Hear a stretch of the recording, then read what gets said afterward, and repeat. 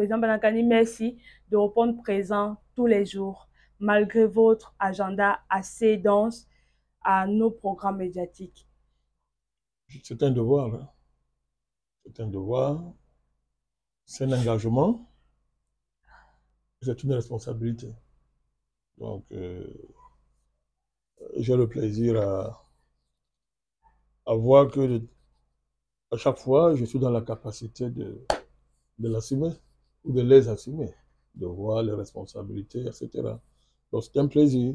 C'est d'autant plus que le plateau est animé par euh, une jeunesse remplie de promesses, promesses panafricanistes, évidemment.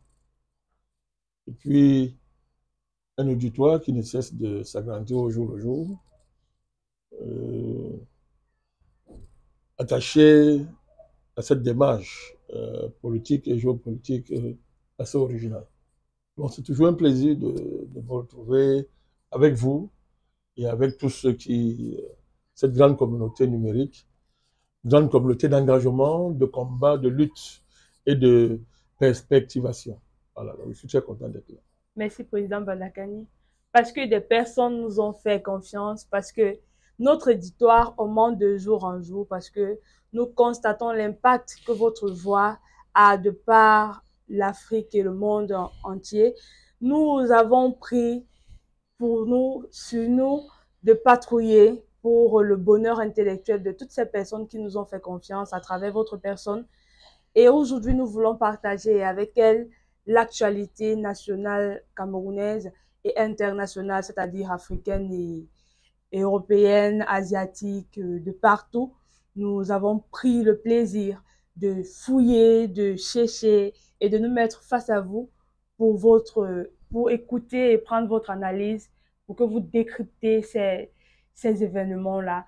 Président Bandakani, nous sommes encore une fois, je vous le réaffirme, très heureux d'être devant vous. Et sans plus tarder, nous allons commencer par l'actualité camerounaise en particulier.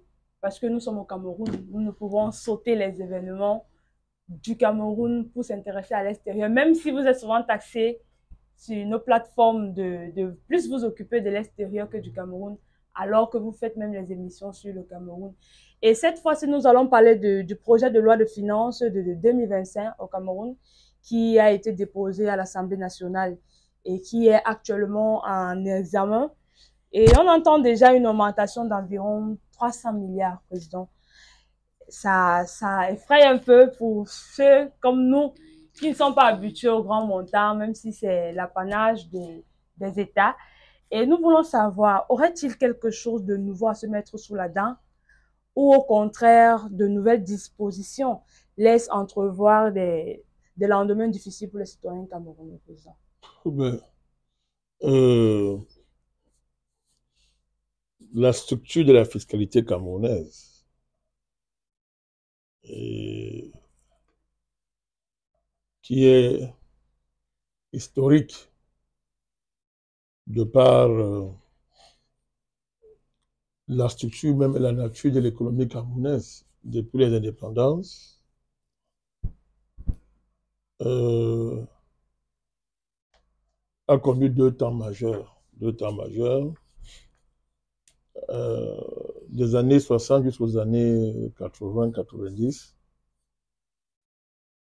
on ne ressentait pas beaucoup le poids de la fiscalité dans notre pays à cause des 30 glorieuses.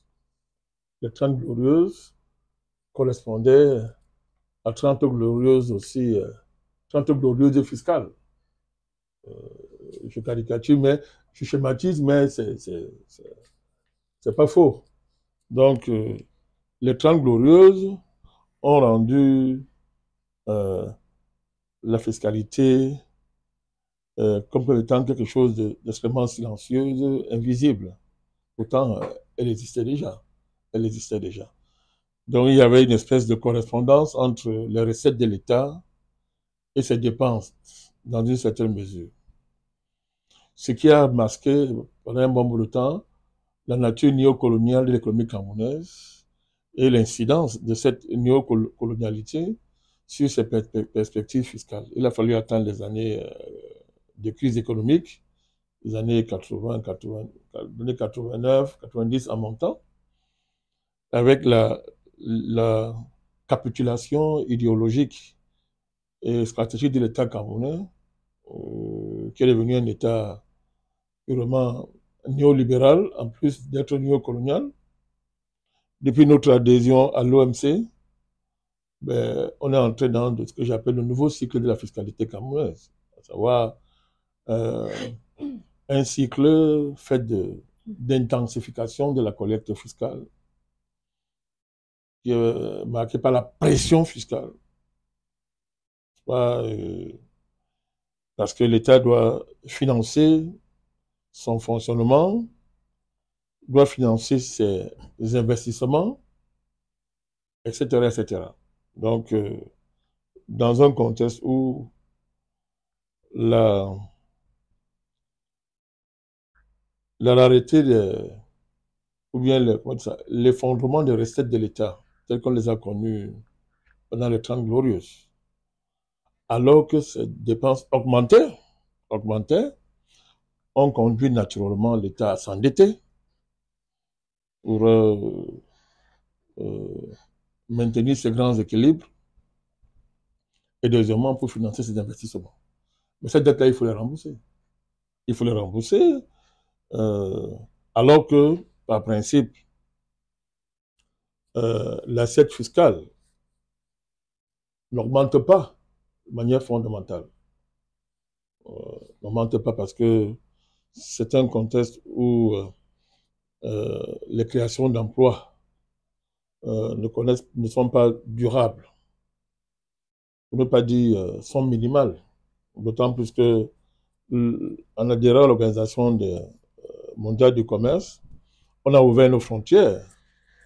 On a ouvert nos frontières et ça s'est aggravé avec les APE qu'on les a signés. Tout ça a eu pour incidence majeure le fait que la plupart des entreprises locales connaissent un taux de mortalité qui est très, très élevé. Dans l'administration, par exemple, dans le secteur agricole, par exemple, on a perdu pratiquement près de 94% des entreprises agricoles. Parce que l'ouverture des marchés, le fait qu'on met en concurrence les entreprises locales, alors que les entreprises étrangères sont subventionnées, extrêmement subventionnées à tout bout, dans toute la chaîne, dans la production, le transport, etc., elles sont subventionnées face à des entreprises locales qui se débrouillent et qui n'ont pas la même robustesse en matière économique. Donc il y a un tissu socio-économique qui est très très malmené par cette concurrence déloyale, mais qui nous est imposée. Donc, si vous avez, n'est-ce pas, si vos besoins augmentent et que les recettes de l'État diminuent et que la capacité à élargir l'assiette fiscale, c'est-à-dire à augmenter annuellement le nombre de contribuables, par le fait que bon, des gens créent des activités, ces activités sont pérennes, sont durables, etc., vous arrivez à un niveau de tension fiscale et le Cameroun s'est confronté à ça. Il est confronté à ça, c'est pour ça que cette année, ben, on a annoncé une pression fiscale qui va augmenter. Elle va passer de près de 13% et poussière pour passer à 14% de taux de pression fiscale. Donc, évidemment, il y aura une augmentation des impôts et la vie sera chère. Voilà, sera plus chère. Parce que si vous augmentez les impôts, quand on augmente les impôts, mais la tendance des entreprises, c'est de les répercuter. Voilà, c'est de les répercuter. Donc, quand on répercute, ceux qui payent, ce sont les ménages, n'est-ce pas? Ce sont les ménages qui vont sentir ça dans leur pouvoir d'achat, dans leur capacité à se procurer des biens vitaux, des biens nécessaires, indispensables. Donc, c'est ça. L'année fiscale qui s'annonce va être une année qui se situe dans la continuité de la quête effrénée de l'État, n'est-ce pas? La course effrénée de l'État derrière les rentrées fiscales. Oui, président Banakane, vous avez parlé de la structure économique camerounaise et et son niveau de contribuable qui ne fait qu'augmenter. Et c'est ce qui est en vogue actuellement au Cameroun. On a cette difficulté des impôts et des taxes qui augmentent, qui ne plaisent pas vraiment aux citoyens. Et on se demande pourquoi l'État camerounais multiplie-t-il les taxes alors que les citoyens sont déjà en proie à des difficultés économiques majeures comme le coût de la vie qui est cher, la pauvreté qui augmente et le manque d'emploi alors qu'on est taxé jusqu'à l'infini personne. Le secteur agricole, le secteur artisanal, le secteur commercial de plus bas niveau. Par exemple, à Takani, pourquoi l'État continue de multiplier ces taxes-là? Mais pour faire face à ces dépenses, c'est tout. Il fait face à des dépenses qui ne peuvent pas, qui sont pratiquement incompréhensibles. Donc, le problème que nous avons au Cameroun avec l'impôt, je vais le répéter. L'impôt, pour la plupart, ce sont des prélèvements quand ce n'est pas la fiscalité de porte. C'est la fiscalité d'assiette. Les impôts directs, les impôts indirects, etc. Donc, pour la plupart du temps, ce sont des prélèvements. L'État prélève sur les revenus des particuliers, des entreprises, etc., pour fonctionner. Mais globalement, l'impôt reflète l'état de l'économie d'une nation. L'impôt est le reflet. L'impôt, ce n'est pas la magie, ça reflète. Alors, nous sommes des économies bloquées. Je l'ai déjà dit, bloquées, qui ne se développent pas. Comme je ne cesse pas de le répéter, à cause des lois structurelles de notre économie.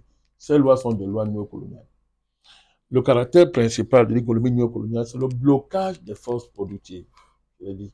Et le fait que les productions qui sont valorisées sont les productions de rente. Productions de rente, des rentes extractives ou des rentes agricoles. Et là, comme en tant que rente, nous n'avons pas la maîtrise des prix de ces produits-là. Parce que quand on dit rente, les rentes-là, ce sont des produits d'exportation. Quand vous étudiez la structure des produits d'exportation, ben, ce sont des exportations de type colonial. Ça veut dire que l'État, en fait, n'a aucun contrôle dessus, en droit de prélever, une fois de plus là-bas, les impôts. La plus-value, les chaînes de plus-value dégagées par ces grandes exploitations coloniales sont transférées à l'extérieur. Ne sont pas la richesse du Cameroun. Donc, on a un problème. On a un problème, c'est que notre système économique ne s'enrichit pas, au sens économique du mot, ne s'enrichit pas assez, mais fait face, au niveau de l'État, à des besoins extrêmement croissants au niveau des populations, et même au niveau de l'État lui-même, dans son fonctionnement. Alors, donc, le problème, c'est pas que les Camerounais soient contents ou pas. Ils doivent comprendre les lois économiques de leur pays pour qu'on s'organise pour mieux changer ces lois-là. L'État est pris dans un engrenage tel que les contraintes internationales et les contraintes structurelles de l'économie nationale font que il est obligé de faire ce qu'il fait là en matière d'impôts. C'est-à-dire, il n'a pas le temps pour transformer l'économie et élargir l'assiette fiscale, élargir le potentiel fiscal. Parce qu'il y a un potentiel fiscal camerounais qui est sous-exploité. Hein.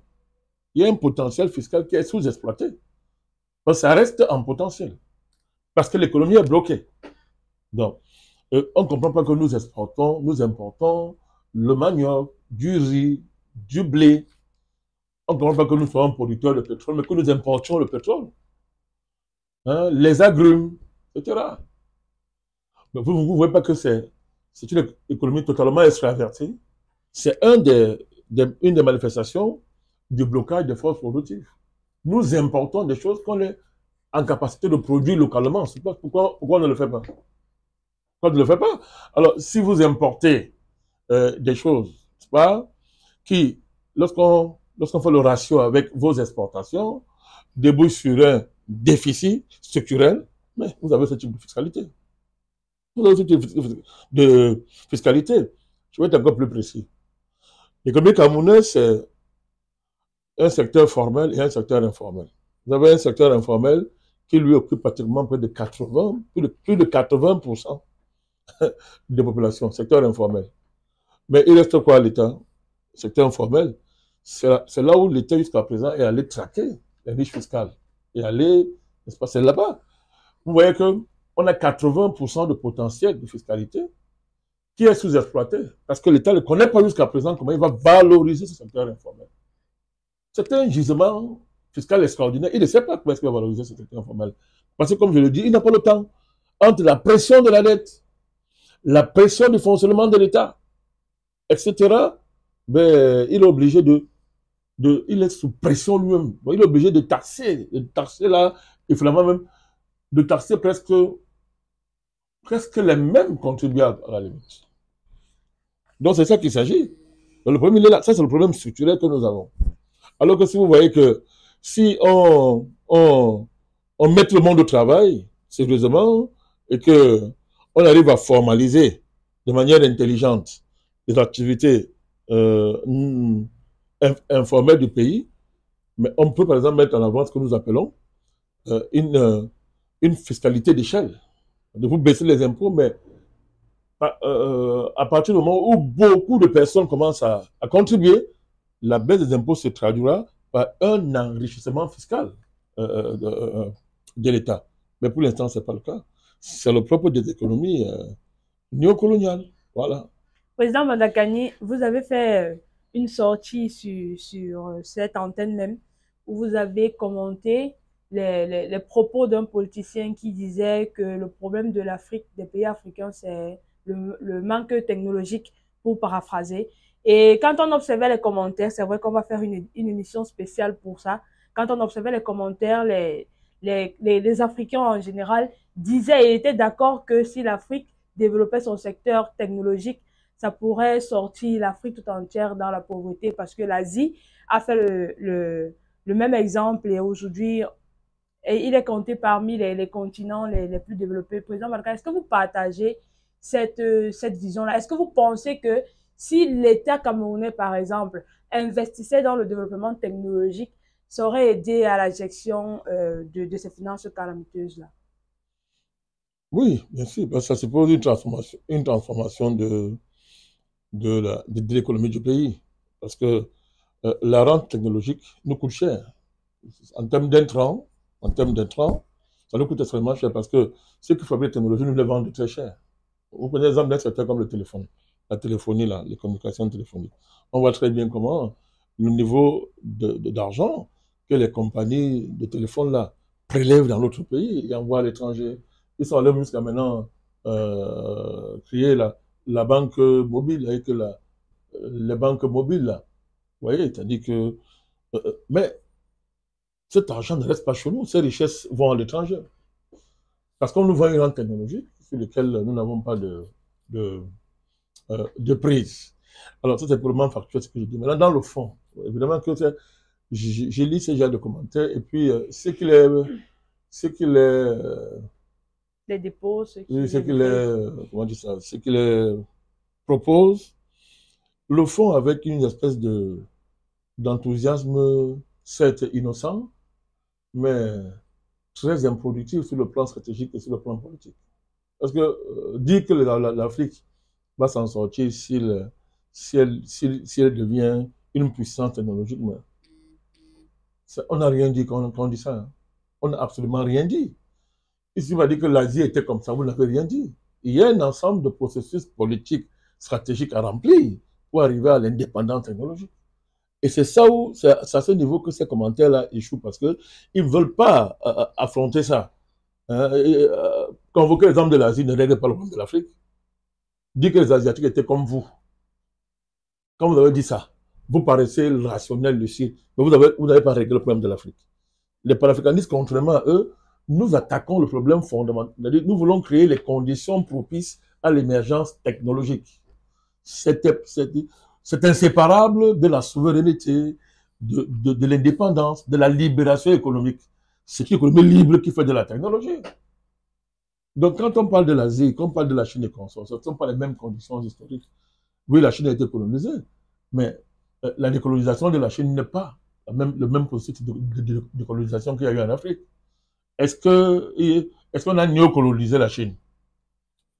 Est-ce que la colonisation chinoise s'est transformée après en néocolonialisme? Non, l'Afrique est le seul continent où la colonisation, n'est-ce pas, a muté pour devenir néocolonialisme. Et nous n'avons même pas encore fini. Nous n'avons même pas encore fini avec le néocolonialisme qu'on nous a apporté la colonisation globale, la colonisation mondialisée. Donc ce sont des faits. Il ne faut pas raconter, faut pas. Ça, ce n'est même pas de la faux pessimisme, c'est l'auto-flagellation. C'est l'auto-flagellation, mais sous le masque d'une apparente lucidité intellectuelle. Donc, les choses sont claires. Quand on dit qu'il faut que l'Afrique soit une puissance technologique, on ne le dit à personne. On connaît, c'est évident qu'il faut être ça. Mais est-ce qu'avant, on ne l'était pas? Avant, on l'était. Qu'est-ce qui s'est passé? Qu'est-ce qui s'est passé? On l'était avant. On l'a été avant. Nous avons dominé le monde pendant très longtemps, à tout point de vue. Qu'est-ce qui s'est passé pour qu'aujourd'hui nous soyons improductifs sur le plan de la technologie, que nous soyons des esclaves modernes? Qu'est-ce qui s'est passé? Pour que notre continent soit un continent esclave. En plus, je veux que les populations sont des esclaves. Et ça à tous les niveaux. Hein. Il n'y a aucune classe sociale en Afrique qui n'est pas esclave. Hein. Même les présidents sont des esclaves. Alors, nous ne parlons même pas de soi-disant intellectuels. Hein. Nos religieux, eux-mêmes sont des esclaves. Donc, c'est un esclavage généralisé. Généralisé. Donc, moi, quand on voit les commentaires, ils font comme si ils n'étaient pas africains. Ils sont africains. Donc, qu'est-ce qu'au plan individuel, quand on dit que bon, l'Afrique, qu'est-ce qu'au plan individuel on fait soi-même pour changer les choses? Quand vous allez leur opposer ça, eux vous disent non, nos États. Vous voyez que bon, le débat, vous voyez très bien que, voilà, sur l'État, vous voyez très bien que, ce n'est pas sérieux, c'est pas sérieux. Donc, nos positions, nous les maintenons. Il faut que les gens lisent très bien l'histoire de l'Afrique. Il faut que les gens comprennent très bien de quoi est-ce qu'on parle.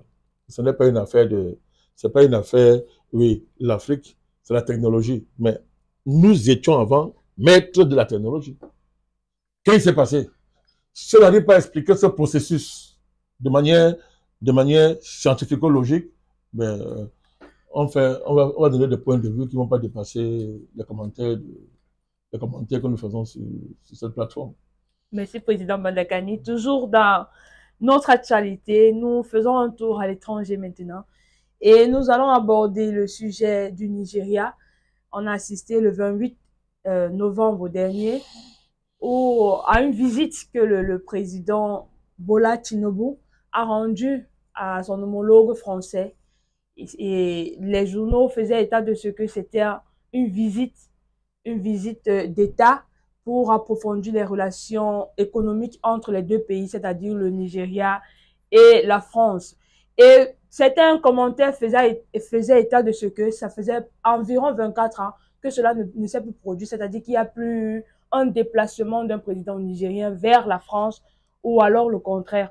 Et président Banakani, nous savons qu'actuellement, les entreprises françaises ne sont plus la bienvenue en Afrique en général. Pour ne pas commencer à citer certains rares pays où ils sont encore acceptés. Nous pensions et nous nous demandons, est-ce que Macron ne mise pas sur le Nigeria de Tinubu pour repositionner la France en Afrique? Est-ce que les entreprises françaises ne sont pas les bienvenues en Afrique? Je ne sais pas. Hein? Sans fait, président. Même s'ils sont encore acceptés, ce n'est plus comme avant, ils ne sont plus la priorité. Oui, oui et non. Si vous confondez les entreprises françaises dans l'État français, vous avez raison. Vous avez raison. Et quand on regarde le stade actuel du capitalisme français, vous avez raison. À savoir que, de manière fondamentale, il n'y a pas d'entreprise française sans l'accompagnement de l'État. Bien évidemment. Et dans le cadre africain, c'est un État français impérialiste qui joue ce jeu-là. Donc, on voit très bien que c'est pas seulement vrai pour la France, les États-Unis, partout. Le capitalisme au XXIe siècle, dans son évolution actuelle, c'est un capitalisme que Lénine appelait le capitaliste monopoliste d'État.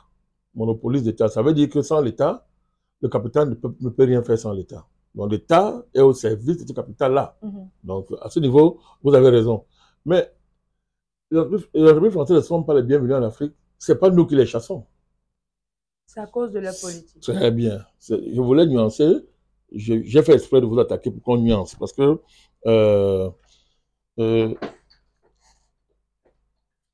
les panafricanistes, il faut bien comprendre cette affaire. Les panafricanistes comprennent très bien les principes de la globalité. Le monde est devenu un champ global.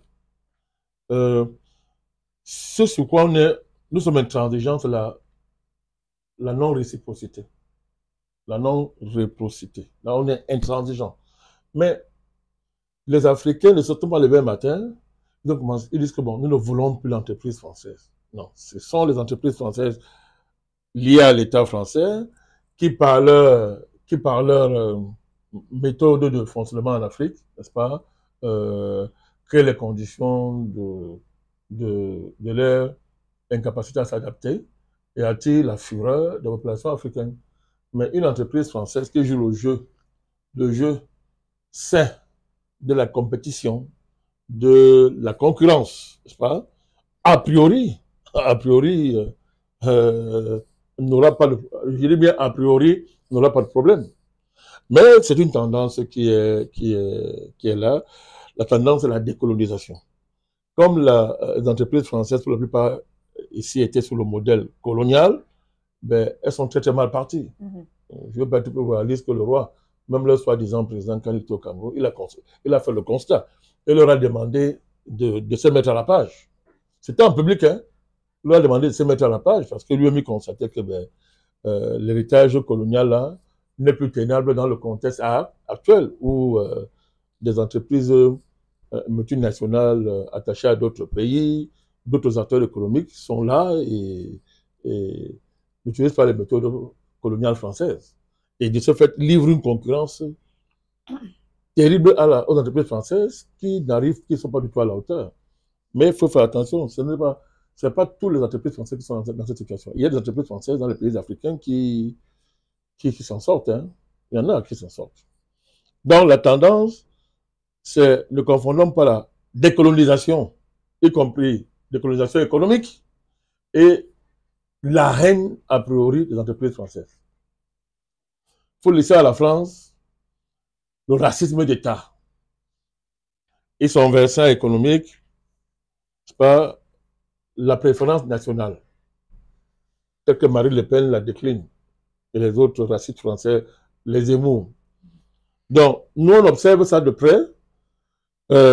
Si ces gens-là sont au pouvoir et que nous observons la chasse à l'homme africain en France sur la base raciste, ben, la réaction sera immédiate. La réaction sera immédiate. Dans ce cas-là, ben, si c'est comme ça, ok, les Français aussi, vous rentrez chez vous, vous entreprise avec. Voilà. Donc, les choses sont claires. Donc, nous ne voulons pas qu'on nous accuse des choses que nous ne faisons pas. Je tenais à faire cette précision. Maintenant, le changement partenarial que semble annoncer la visite d'État accordée à M. Tinubu, alors que ça faisait très longtemps, vous avez raison, qu'il n'y a pas eu une visite d'État, qu'on n'a pas accordé ce type d'honneur à un chef d'État, en général, et en particulier pour un chef d'État nigérien. Bon, la France, depuis quelques années, joue à ce jeu, à savoir faire comme si, bon, oui, cette Afrique d'un moment par l'autre là, elle ne représenterait rien dans les flux commerciaux français, et puis que, oui, la France pourrait s'en passer. Mais concrètement là, ça reste de la gesticulation, ça reste de la théâtralisation. On ne voit pas très bien comment la France est en train de transformer subitement sa structure économique de manière à se passer, comme ça, de l'Afrique, et en particulier l'Afrique francophone. On ne voit pas encore. Bon, il ne faut pas, en même temps, il y a une démarche normale de conquête de marché. Une démarche normale. Mais vouloir assimiler ça à une forme de désengagement de la France, économiquement parlant, en Afrique francophone, vraiment, il faut, c'est-à-dire, elle n'est pas en capacité de le faire. Elle n'est pas en capacité de le faire parce que le Made in France, les entreprises françaises, à concurrence égale avec d'autres entreprises dans le monde, très peu d'entreprises françaises sont en mesure de faire La guerre loyale. Oui, de faire la guerre loyale, comme vous dites. Bon, maintenant, il faudra du temps. Si telle est la volonté de la France, il faudra du temps. Il faudra du temps pour que la France coupe, n'est-ce pas, les racines coloniales de sa prédation économique en Afrique centrale et remplacer ça par une nouvelle démarche économique qui serait plus moderne, plus actualisée. Donc, moi, je ne crois pas beaucoup à ça. J'entends ça, je ne crois pas beaucoup à ça. Par contre, dans le cas de la géopolitique, oui, on peut utiliser le Nigeria et son président pour faire pression sur les pays africains, d'Afrique francophone, qui sont en train de s'émanciper de la France. Ça, c'est très possible. C'est très possible, mais à ce moment-là, ça sera au risque et péril, pas, du dirigeant de M. Tinubu, si c'est le cas, hein. Si c'est le cas, oui, c'est possible. On a voulu lui faire jouer ce jeu lors de la crise de la CEDEAO. On a voulu faire endosser au Nigeria ce rôle-là. Macron, il a flatté le président du Nigeria. Je crois qu'il a agi ça à l'époque comme président de la CEDEAO pour qu'il soit en première ligne, je ne sais pas contre quoi en retour, dans la guerre qu'on devait déclarer au Mali. Au Mali. Alors, bon, on a très bien vu comment le président Tinubu a géré ça. Il a géré ça avec... à ce moment-là, j'ai découvert ce président, hein, parce qu'il a géré ça avec une grande sagesse. Une grande sagesse. Il faisait semblant de dormir. Il donne l'impression qu'il dort, mais il ne dort pas. Hein, il fait semblant de beaucoup danser. Mais en fait, il ne danse pas. Puisqu'à la fin, on a vu comment il a ridiculisé les Occidentaux avec une maestria digne d'un vieux. Bon, et à partir de ce moment-là, moi, j'ai commencé à dire aux gens, faisons attention à ce vieux-là. Fais attention à ce vieux-là. Donc, c'est parce qu'on lui a donné les honneurs, on le reçoit, que forcément, il va jouer le jeu de Paris. On est dans une tentative dans laquelle il y a un peu beaucoup de bluff géopolitique, mais une nécessité pour la France, et ça aussi, je vais terminer par là. Vous avez dit tout à l'heure, le fait que la France perd et en déclin accéléré sur le plan géopolitique a des conséquences économiques, c'est-à-dire immédiates. Parce que l'économie coloniale française dépend de la géopolitique française. À partir du moment où la France décline sur le plan géopolitique, ça va se traduire par un affaiblissement de ses positions économiques. Ça, c'est réel. Mais ça, c'est pas que on ne veut pas de leurs entreprises. C'est la France, elle-même, vous avez dit tout à l'heure, qui par sa politique crée cette situation-là. Donc, de ce point de vue, ouvrir de nouveaux horizons économiques, n'est-ce pas, dans des pays comme le Nigeria, qui est un marché extrêmement grand, ça, il faut se voir ça. Ouvrir des marchés pour des entreprises françaises qui sont en capacité de proposer des services, des prestations décolonisées. Oui, dans ce sens-là, oui, c'est des marchés rationnels. Il y a des possibilités. Il y a des possibilités. Mais là, c'est un nouveau cap. C'est une nouvelle perspective. La France va dans cette trajectoire-là sans les avantages qu'elle avait en Afrique où elle opérait carrément dans le cadre des marchés captifs, d'enclaves captives. Vous voyez tout ça. Donc, c'est pas à ce niveau qu'il faut nuancer. Merci, Président Banagani. Maintenant... Ben, je veux ajouter, la France change des partenaires. Nous aussi, on en change. Hein. Bien évidemment. Donc, elle change des partenaires, nous aussi, on change. Avec la multipolarisation voilà, nous aussi, la France est bien engagée. Voilà, donc c'est un peu ça. Il n'y a pas de problème. Merci, Président Banagani. Au Mali, l'armée malienne a repris la ville de Tinzaouatin, dans le nord du Mali, qui avait fait l'objet des affrontements entre l'armée et les rebelles récemment. Et aujourd'hui, l'armée a repris le total contrôle. Président Banagani, c'est plutôt une bonne nouvelle pour le Mali. Excellente nouvelle. Qui traduit la montée continue en puissance des FAMA. Montée continue en puissance des FAMA. Donc, c'est une très bonne chose. Une très bonne chose. Nous félicitons les FAMA.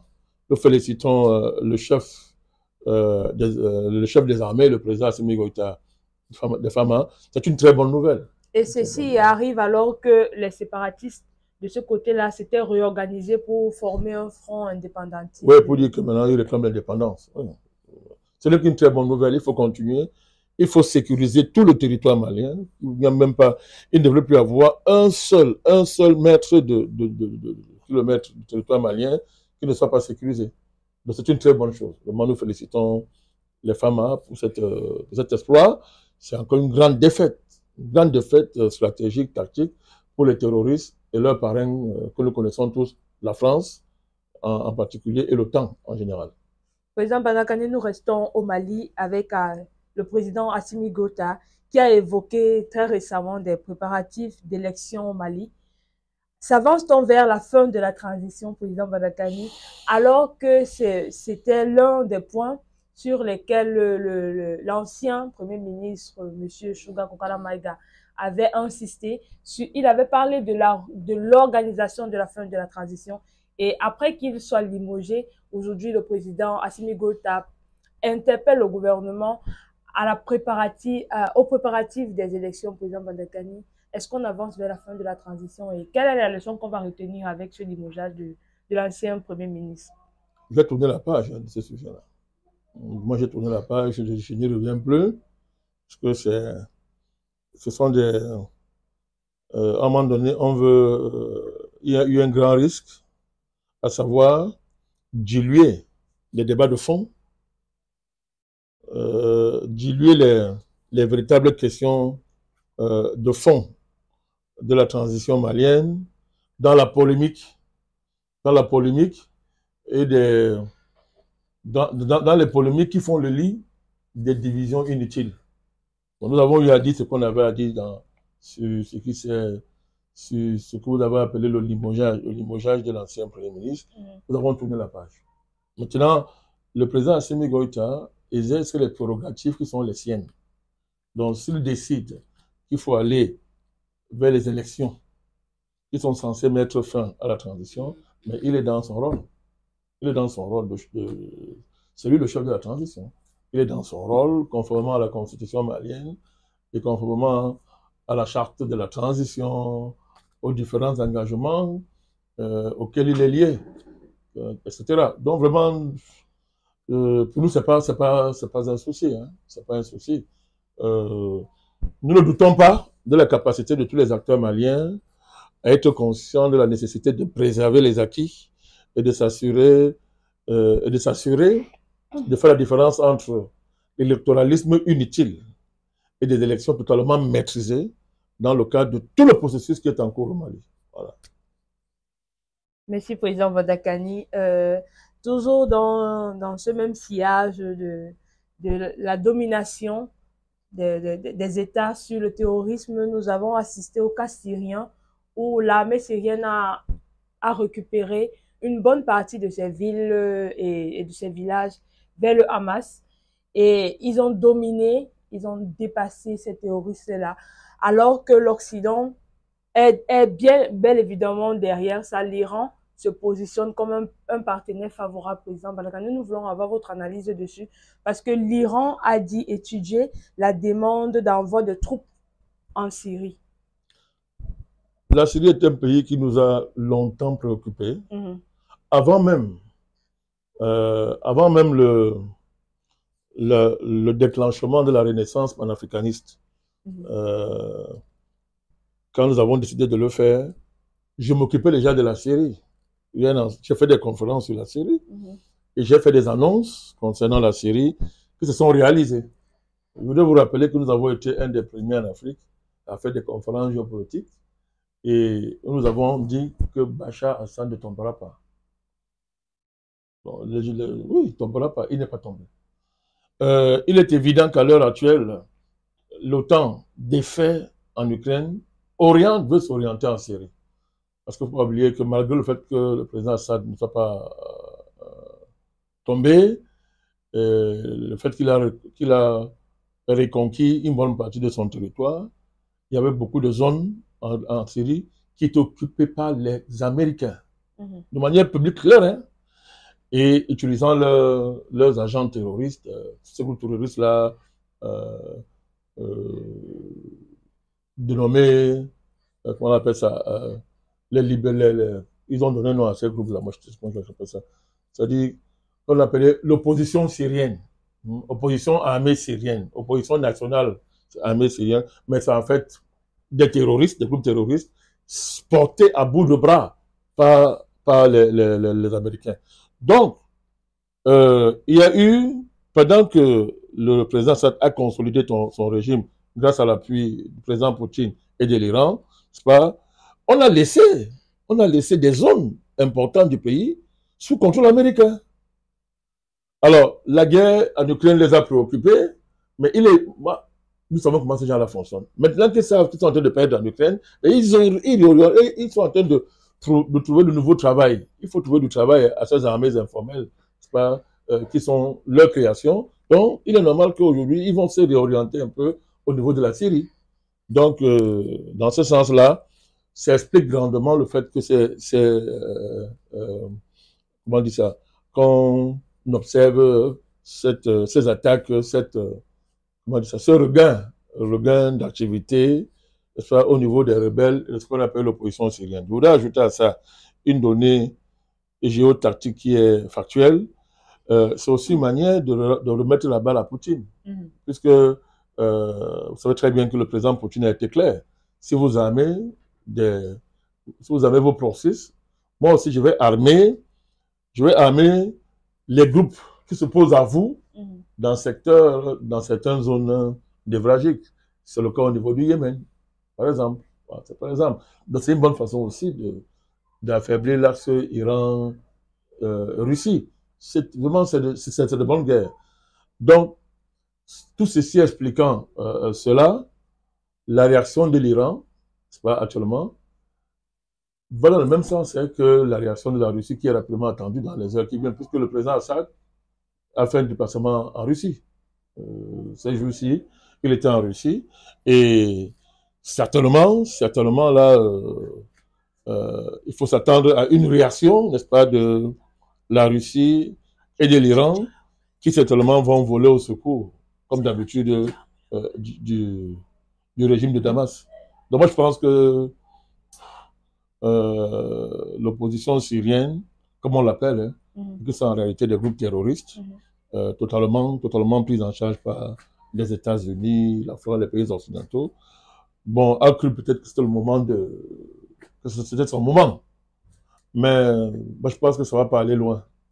Parce que là, l'Iran et la Russie vont entendre ça. Président Bandakani, dans cette affaire même qui oppose le Hamas, qui oppose l'Iran à ces terroristes-là, il en ressort qu'il peut avoir une main turque dans l'affaire. Elle peut être invisible, mais elle est là. Est-ce que la Turquie a un partenaire fiable pour la Syrie? Vous voulez nous faire parler du terrible Erdogan? Bien évidemment. D'abord, la Russie joue, la Turquie a joué un rôle extrêmement important dans la capacité des groupes de rébellion à attaquer, à affaiblir le pouvoir de Damas. La Turquie était en première ligne dans le soutien aux groupes armés, qui étaient en guerre contre contre le régime de Damas. D'ailleurs, je ne sais pas comment ces deux-là, je ne connais pas comment, c'est vrai que les États n'ont pas de sentiments, ils ont des intérêts, mais la réconciliation entre Damas et Ankara, je ne sais pas comment ça va se faire. Parce que la Turquie a joué un rôle vraiment extrêmement négatif dans le dossier syrien, dans la guerre qui est en cours en Syrie. Bon, est-il un partenaire fiable? Ben, il est fiable par rapport à lui-même. Le président Erdogan a une lecture de la promotion et de la défense des intérêts turcs, qui forcément, pour ceux qui subissent ça, ne peuvent que les amener à dire qu'il n'est pas fiable. Bon, moi, je doute très fort de la capacité de la Turquie à embrasser plusieurs maris, plusieurs époux, sans conséquence. Je doute de sa capacité à satisfaire tous ces amants géopolitiques-là, sans conséquence sur la Turquie. Il est à l'OTAN, il est dans les BRICS, il est le partenaire des Russes, il est partout, il est ici, il est avec l'Europe, etc. Donc, c'est un jeu d'étirement qui peut déboucher sur une déchirure de la Turquie. Bon, pour l'instant, il s'en sort jusqu'à présent. Ça va mieux. Il fait beaucoup d'affaires. La Turquie s'est enrichie. La Turquie est en train de devenir un pôle industriel d'envergure globale. Ça se voit, etc. Mais je pense que tout ça, on ne sait pas comment ça peut se terminer. Il faudrait bien à un moment donné clarifier les alliances. Il y a qu'on soit dans le multipartenariat, il faut qu'on soit dans le multipartenariat, c'est une chose. Mais dans un monde comme celui-ci euh, qui se recompose, il est important d'avoir des, des perspectives claires. Il faut qu'à un moment donné, on sache qui vous êtes, où est-ce qu'on peut vous classer. Mais le génie de l'Europe, c'est qu'il est inclassable. Bon, quand on dit ça aussi, il ne faut pas exagérer. Il y a des fondamentaux de la diplomatie turque qu'on peut comprendre, hein, qu'on connaît. Il est à l'OTAN. Il est à l'OTAN. Il veut entrer au BRICS. On ne sait pas si c'est le chantage pour mieux obtenir du côté de l'OTAN.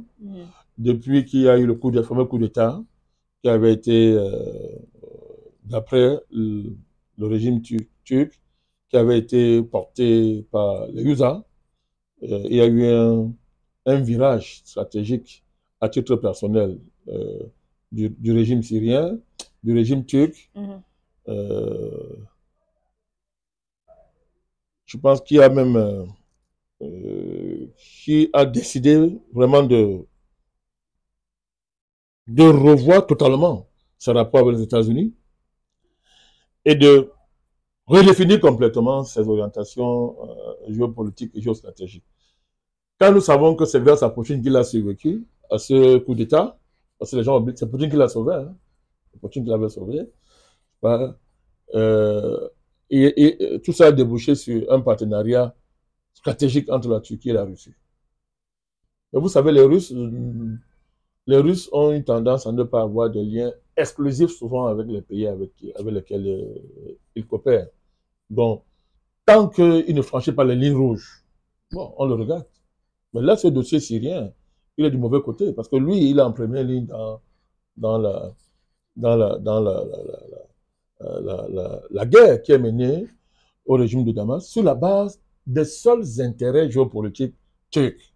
Parce que décider que les rebelles, les opposants turcs, les rebelles turcs, comme on les appelle, vous savez qu'il y a un problème avec le PKK, la question du Kurdistan.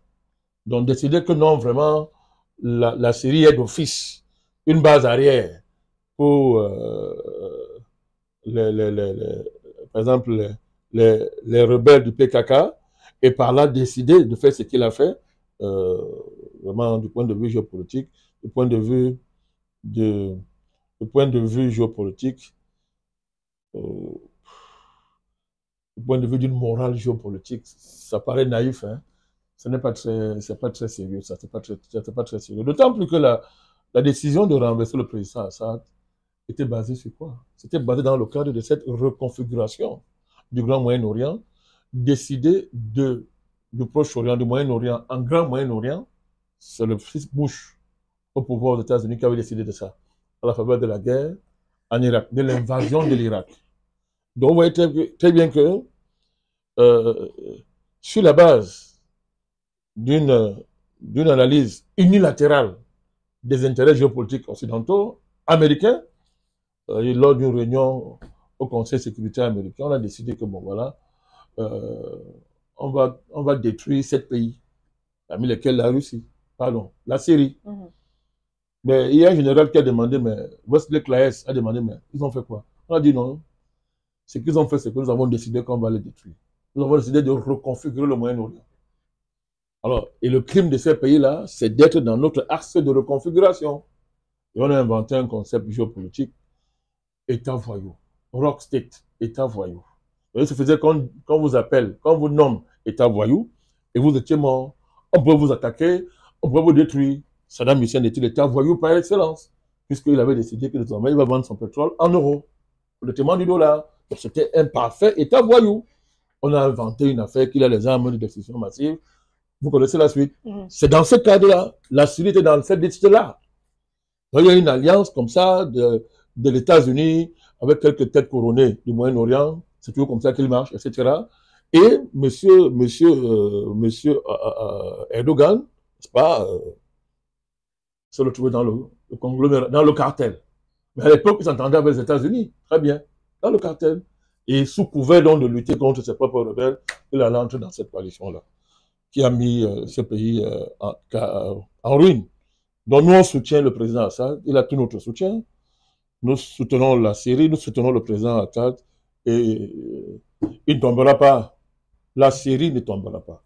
Nous pensons que dans les heures qui viennent, les jours qui viennent, la Russie et l'Iran ne peuvent que prendre leurs responsabilités. Ils ne peuvent pas, on ne peut pas laisser aujourd'hui.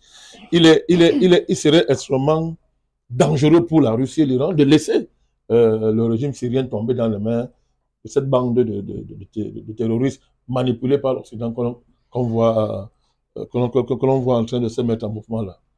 Voilà, Merci, voilà. Président. Vous avez dit depuis des années, la Syrie ne tombera pas. Ouais. Et jusqu'à présent, elle est encore debout. Ouais, maintenant, nous allons prendre votre commentaire sur une affaire aux États-Unis. Étant donné que le fils du président Joe Biden, qui est encore en exercice, a été gracié de par les charges qui pesaient contre lui, le président Donald Trump a réclamé l'annulation du procès de Stormy Daniels, si je prononce mal comme excuse. Et on voulait prendre votre commentaire sur le président. Est-ce que c'est bien placé pour lui de demander ou est-ce que c'est bien placé pour lui de profiter de ce moment-là pour réclamer l'annulation de ce procès? Je pense que c'est mal placé. Hein. Il fallait voir ceux qui considèrent la justice américaine comme étant la justice la plus parfaite au monde. Il fallait le voir. Nous, on a toujours dit que la justice américaine, c'est une justice du Far West. La justice du Far West, c'est une justice complètement contrôlée par l'argent, par les riches. Malgré, il faut faire attention, la sophistication des procédures et les belles nuances qu'il y a dans le système judiciaire américain, les possibilités qu'elle offre, voilà, ne doivent pas être confondues avec son essence. Son essence. C'est un problème. C'est-à-dire l'essence de la justice américaine. L'essence de la justice américaine, c'est unique. Unique. Comme d'ailleurs le droit anglo-saxon dans son ensemble. Qui toujours apparemment, hein, qui en apparence paraît toujours extrêmement libre, sophistiqué, garantissant l'indépendance de la justice, la créativité judiciaire. Hein. Parce que le common law, c'est quelque chose qui est basé sur la créativité judiciaire, comme on pourrait appeler bon, j'ai oublié le nom là, il y a un mot là, sur le plan juridique là. C'est-à-dire, bref, il y a il y a une grande souplesse juridique, c'est pas, si on prend le cas du common law, basé sur la flexibilité jurisprudentielle, la jurisprudence. C'est-à-dire que voilà, c'est différent du code romain, du code latin où tout est codé. Donc on vante beaucoup ça. Mais que ça soit des deux, leur essence est fondamentalement unique, totalement unique. Donc l'Amérique est le lieu par excellence. C'est le stade suprême de l'iniquité judiciaire, mais masqué par la sophistication des procédures et des ouvertures, n'est-ce pas, consacrées par des contre-pouvoirs, des recours, etc. Mais tout ça, couche, tout ça reste devant la puissance de l'argent. Pour le cas précis, parce que je voulais commencer par une analyse générale, hein, le cas précis, mais qu'est-ce que vous surprend dans ça? C'est typiquement américain. Trump l'a fait dans son premier mandat, hein. Trump l'a fait avec son gendre, l'a gracié. Donc Biden aussi a gracié. Voilà. D'autres présidents vont gracier. Voilà. Que vous graciez votre fils, hein, Hunter Biden, c'est un criminel. C'est connu, c'est un criminel. Il a été vampirisé par son père. Vampirisé par son père. Ils sont mouillés dans des trafics horribles en Ukraine. Je ne parle même pas des questions de mœurs. Des questions de mœurs, je ne parle même pas des questions de mœurs. Mais Joe Biden a décidé que, bon, en tant que président américain, je gracie mon fils. Voilà. Et Trump ne pourrait pas rien fait contre ça. Maintenant, Trump aussi dit que c'est bon. Je veux aussi gracier Stormy, l'affaire Stormy. Et puis, il a la même démarche aussi dans ce qu'on a appelé ceux qui sont accusés d'avoir envahi le Capitole et d'avoir sali le temple de la démocratie.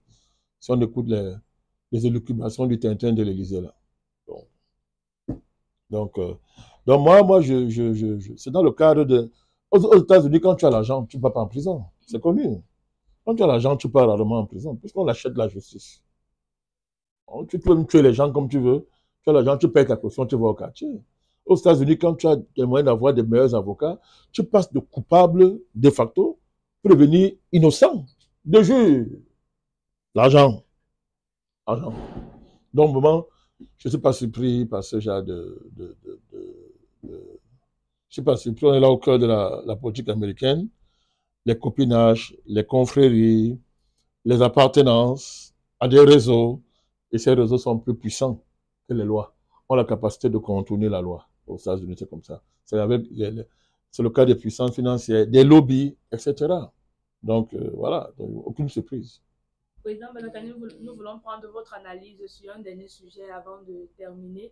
Il s'agit de la sortie du président Donald Trump qui interdisait, étant donné qu'on sait que les BRICS ont annoncé récemment créer une monnaie qui va leur permettre d'abandonner l'utilisation du dollar américain. Et le président Donald Trump a fait une sortie dans laquelle il interdisait les BRICS de fabriquer une monnaie qui sera plus puissante que le dollar.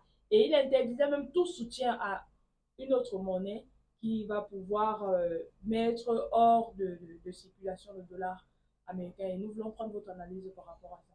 C'est le bluff géopolitique. Le bluff pur et simple. Ça, c'est du Trump. Il crie fort après, il va venir négocier.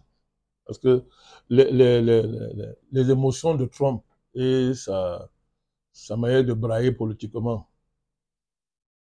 ces stratégies ne pèsent pas face à des tendances objectives, d'abord de l'économie américaine et de l'économie mondiale, où les Chinois ont décidé, par exemple, la Russie et la Chine ont décidé qu'ils vont une bonne partie de leurs échanges commerciaux ne se feront plus en dollars. Trump n'a qu'un moyen d'arrêter ça. Il n'a aucun moyen d'arrêter ça. Il va brailler, il ne peut pas arrêter, il en est conscient. C'est le bluff. C'est le bluff. Deuxième chose, il y a une telle dépendance de l'économie américaine à l'égard de certaines importations en Chine, l'Inde, le Brésil. Mais ce ne sont pas des mots, c'est les conditions même du capitalisme américain et son évolution qui ont abouti au fait que pour avoir gagné beaucoup de profits, on a délocalisé. On a délocalisé. Et désormais, l'économie américaine est dépendante de ces délocalisations des industriels, pas, qui débouche sur le fait que la demande internationale du dollar, parce que la puissance du dollar est basée sur quoi? C'est que les gens, l'immense majorité d'argent économique dans le monde, des États, utilisent le dollar. La puissance d'une monnaie, c'est lié à l'intensité de son utilisation par les usagers, par les agents économiques. Hein. C'est ça qu'il s'agit. Donc, l'Amérique elle-même a scié la branche sur laquelle elle est assise en utilisant des sanctions de manière intempestive, en exagérant la planche de l'extraterritorialité, n'est-ce pas? Ça veut dire que quand on parle d'extraterritorialité, ça renvoie à un principe clair, c'est que toute transaction qui est faite sur la base du dollar dépend judiciairement des États-Unis, c'est grave. Donc, ça a donné un pouvoir extraordinaire que l'Amérique a utilisé à l'excès. Ben, ceux qui en sont vêtus m'ont dit c'est terminé. Nous allons vous montrer qu'on peut contenir le dollar. Donc, l'Amérique a scié la branche sur laquelle elle est assise. L'évolution du capitalisme américain a débouché sur ce qu'on lui a appelé la désindustrialisation et il combat ça. Pour casser ça, il faudra au moins un mandat en plus. Là. Il faudra au moins 2 ans, au moins 3 ans ou 4 ans. C'est pas au début de son mandat qu'il va faire ça. Parce que si vous commencez, si vous dites qu'il faut, si vous voulez relancer, parlons comme ça, la demande internationale du dollar. Parce que, écoutez, le dollar, malgré tout, c'est une marchandise. Hein.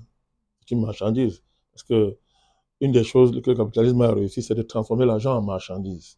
Et en tant que marchandise, elle répond à la loi fondamentale de l'offre et de la demande. Président Madagani, sans vouloir vous couper, vous avez parlé tout à l'heure de la dépendance des États-Unis à l'économie chinoise et autres. Et récemment même, les États-Unis ont sanctionné certaines entreprises chinoises. Et en réaction à cela, la Chine aussi a sanctionné certaines entreprises américaines. Non, aujourd'hui, c'est fini. L'Amérique, c'est fini. Les processus euh, de multipolarisation géopolitique euh, auxquels correspondent les, les mutations économiques sont irréversibles. C'est irréversible. L'Amérique ne peut rien. D'abord, parce que c'est à cause d'elle-même que ça s'est accéléré. Deuxièmement, je vous ai dit, l'évolution du capitalisme au niveau global, en général, et de manière particulière en interne aux États-Unis, ont débouché, je rappelle ça, sur la désindustrialisation. Alors, on a désindustrialisé en délocalisant. Et la délocalisation dont je vous parle là débouche sur une dépendance des États-Unis à l'égard des importations qui viennent de la Chine, du Brésil, l'Inde. C'est le cas par exemple des médicaments. Il y a une dépendance de près de 75%. Vous imaginez les médicaments. Il n'y a pas que ça. Hein. Toutes les productions qui sont faites au Brésil pour la plupart sont exportées vers les États-Unis. Oui, même le pétrole. L'inflation au niveau du pétrole, des prix de l'énergie aux États-Unis sont liés à quoi? C'est parce que les majors américains dépendent du pétrole qui n'est pas pour produire en Amérique. Ils ont conquis des monopoles hors des États-Unis et ils spéculent dessus. Ah, pourquoi Trump a dit on va arrêter ça? Il dit on va commencer à creuser les prix du pétrole aux États-Unis. On va creuser les prix aux États-Unis. Mais tout pour installer, toute cette infrastructure-là, avant afin qu'elle soit capable comme je dis encore, de relancer une grande demande internationale du dollar, ce n'est pas dès le jour où il va s'installer à la Maison Blanche qui va faire ça. Il bluffe. Il bluffe. La tendance structurelle américaine qui débouche sur cette dépendance à l'égard des importations est une tendance structurelle. Il ne va pas inverser ça en 2 ans. Donc, il bluffe. Il est bien conscient qu'il ne peut pas le faire. Mais ils peuvent s'arranger. Et en plus, il ne peut pas bloquer le projet multipolariste non, il ne peut pas. Non, on n'a pas le moyen. Le projet de multipolarisation est vital pour l'humanité. Est vital pour la Chine, est vital pour la Russie, est vital pour le monde. Donc, ils ne peuvent pas bloquer ça. Par contre, ils ont des leviers. Il y a des leviers qui peuvent jouer pour négocier. Ils peuvent négocier, mais ils ne peuvent pas empêcher ça. Et une baisse de la demande internationale du dollar. Lié au fait que de grandes puissances économiques ont décidé de ne plus commercer en dollars. C'est vrai pour la Chine, la Russie. C'est même vrai pour l'Inde. Hein. Une bonne part du commerce indien avec ces pays, avec ses voisins, se fait en monnaie indienne. Voilà. L'Arabie Saoudite a décidé, par exemple, de dédollariser une bonne partie de ses activités commerciales internationales. Donc, c'est un phénomène irréversible. On ne va pas arrêter ça avec les occasions du président Donald Trump. Non, on ne peut pas. Merci, Président Madakani. Nous sortons là de notre émission au cœur de l'actualité avec le président Madakani. Mais avant de terminer l'émission, nous avons écouté sur une chaîne sœur, plus précisément Pan-African Media TV, et vous avez parlé d'une conférence des militants du nouveau mouvement populaire à venir. Président Madakani, qui est concerné? Qu'est-ce qu'on attend de cette conférence? Non, mais c'est une activité interne au parti. Ce sont les militants du NMP qui sont concernés, les militants qui sont dans la zone du littoral et ceux qui sont dans d'autres régions. Donc, c'est une activité interne au parti. Donc, ce n'est pas une activité médiatique, publique, ouverte au public, c'est une activité interne au parti. Elle marque un nouveau cycle de fonctionnement, surtout au niveau de l'activité de base, qui va s'ouvrir à la faveur justement de cette conférence-là et qui va déboucher sur un plan d'action qui sera rendu public et qui va présider le mouvement du NMP au Cameroun dès janvier 2025. Donc, c'est une conférence très importante pour le parti. Elle est très importante parce qu'il s'agit de réorienter fondamentalement le militantisme à la base du parti. L'orienter durant toutes ces années, le militantisme de base a été un peu à la remorque du militantisme géopolitique. C'est un fait, on ne va pas nier, c'est un fait, ça, on connaît, c'est connu.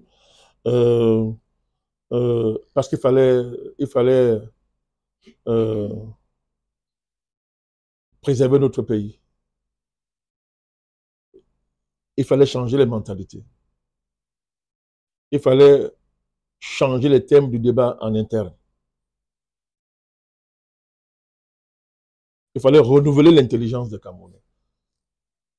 Ça a demandé beaucoup, ça a demandé que nous nous concentrons sur la géopolitique dans ses déclinaisons internes et externes au niveau du Cameroun. Maintenant, c'est fait. C'est fait. Donc, il est question maintenant de réorienter, n'est-ce pas? Je dis bien, le militantisme à la base, n'est-ce pas? Vers de nouvelles perspectives. Cette fois-là, plus interne. Plus interne. Quand je dis plus interne, il ne faut pas que les gens comprennent ça autrement, parce que vous avez nos détracteurs là qui, même si on fait 100 milliards de débats sur le Cameroun, ils vont dire qu'on n'a rien fait. Donc, c'est pas à eux que je m'adresse quand je dis réorientation en interne. Je suis en train de dire, le parti se fixe des objectifs en interne, les suit, les évalue, n'est-ce pas, et voit comment comment tout ça est opérationnalisé. Donc, c'est en ce sens que nous parlons d'une réorientation du militantisme. Alors, en plus de ça, on va vraiment évaluer le travail qui a été fait durant cette année, 2024. On est en fin d'année, au Cameroun, là, on est en fin d'année. On va évaluer ça, et puis voilà, on va tirer les conséquences de l'évaluation, en termes opérationnels, en termes stratégiques. Voilà. C'est ça, c'est cela les enjeux de cette conférence. Merci, Président Bandakani. Donc, la conférence que le nouveau mouvement populaire organise ne concerne que les militants du nouveau mouvement populaire de Douala et partout dans le Cameroun. Ah, d'accord. Et ça se tiendra le 14 décembre de ce mois. Tout à fait. À la salle de la Providence, à Bona-Prison. À Bona-Prison. Et vous avez parlé de réorienter le militantisme de base, à la base, pour de nouvelles perspectives. Tout à fait. Merci, Président Bandakani. Et c'est sur ce mot que nous allons mettre un thème sur cette émission qui portait au cœur de l'actualité avec le Président Bandakani, où nous avons fait le tour de l'actualité de par le Cameroun, en Afrique et partout ailleurs. Merci, Président Bandakani, d'avoir répondu présent. Merci à nos internautes de rester scotchés. Merci à l'équipe dynamique de production qui nous accompagne dans le studio actuellement. Merci et merci encore. À la prochaine. Et la prochaine émission portera sur les commentaires que des internautes auront déposés à l'endroit du président Bandakani. Il accorde un point d'honneur à cela et il fera une émission spéciale pour répondre aux commentaires. Merci. Face aux internautes, c'est ça, non? Face aux internautes. On a nommé le point d'honneur du président Bandakani face aux internautes. Merci.